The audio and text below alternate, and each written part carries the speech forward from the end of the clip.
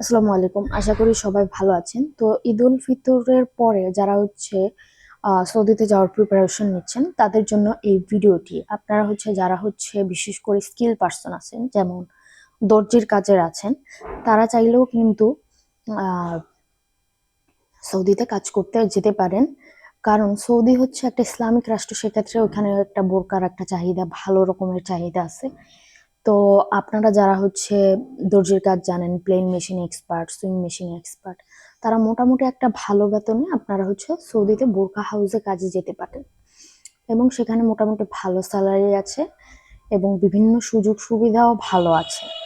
তো যারা এটা শুধু পুরুষদের জন্য, যারা আপনারা সৌদিতে যেতে চান, দর্জি আছেন, বা অনেকে আছে যে অন্যান্য দেশ যেমন জর্ডানে, আহ মিশরে, ওইখান থেকে মোটামুটি একটা ভালো অ্যামাউন্টের স্যালারি আপনারা সৌদিতে পাবেন।